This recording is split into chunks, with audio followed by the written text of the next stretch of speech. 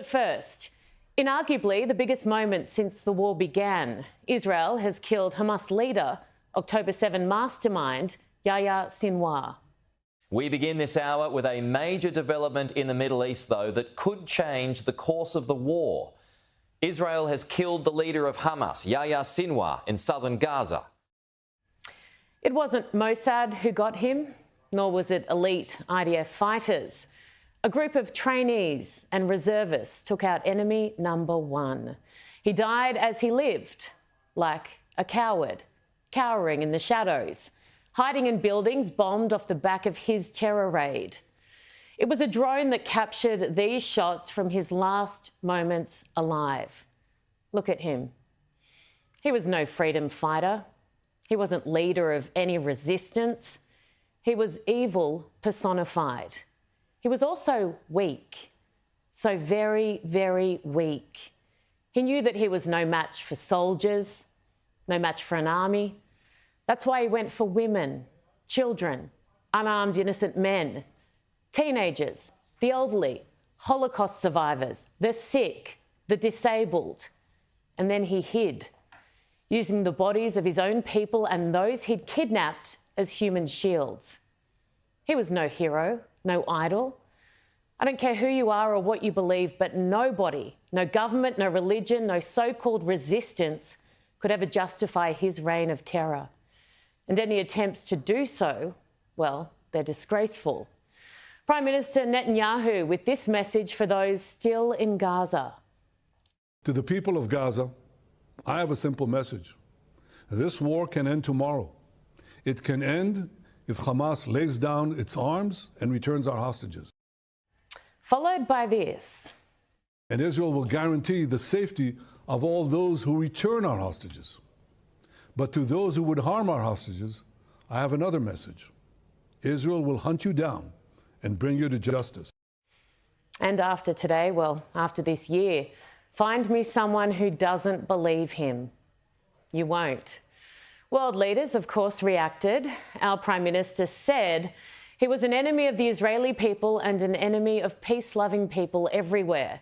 His death is a significant moment and can be a vital turning point in this devastating conflict. US Vice President Kamala Harris.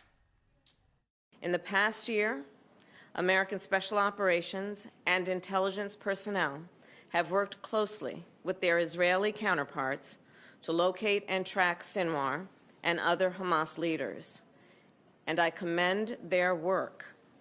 And I will say, to any terrorist who kills Americans, threatens the American people, or threatens our troops or our interests, know this, we will always bring you to justice. Now, I don't want to put a dampener on what is a very good news day for the world, but come on, we will always bring you to justice? Madam Vice President, you have done everything in your power to stop Israel from doing this. He was killed in Rafah. You told Prime Minister Netanyahu not to enter. In fact, you told the world. We have been clear in multiple conversations and in every way that any major military operation in Rafah would be a huge mistake. Let me tell you something. I have studied the maps.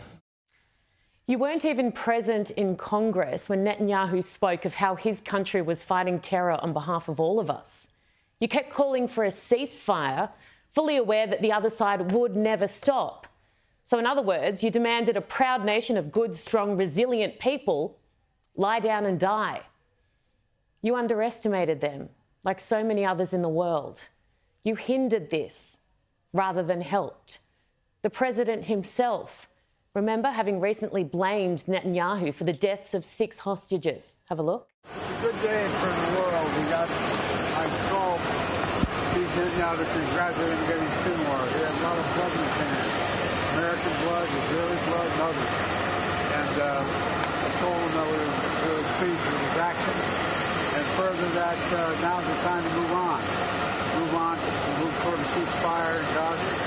Make sure that we move in the direction that we're going to be in a position to make things better for the whole world. You honestly could not make this stuff up if you tried. Our own foreign minister directly to Israel, don't go into Rafah. So to the rest in the West and all of those countries who cowered, just like Sinwar did at the end, this victory is in spite of you, not in any way because of you. So make your speeches, say all the right things, hail the death of an evil terrorist, take credit if you must, but know within how you enabled him. You encouraged him, allowed his reign of terror to go far longer than it ever should have. Every single person who failed the most basic test of moral clarity on October 7. Killing kids? Oh, complicated. Raping women? What's the context? Burning people alive? Resistance? All those who joined a movement that glorified death, who marched in our streets waving their flags and chanting for more. Sinwar is responsible for every single death that has occurred in the Middle East since October 7 and many before. But his global cheer squad, wow, take a bow.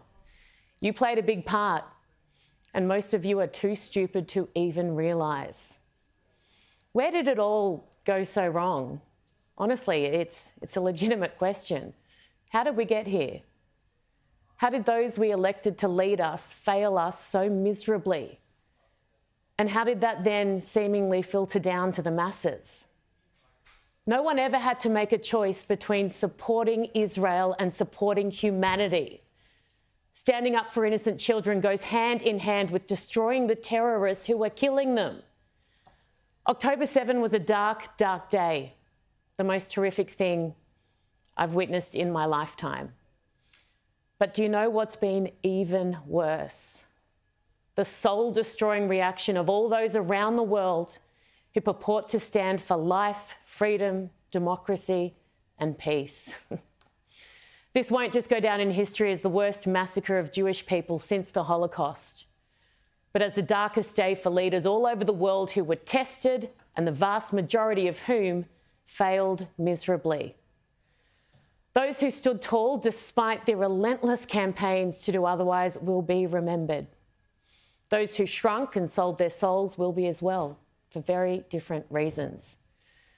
The earth is now a much safer place, thanks in no part to the majority of the Western world.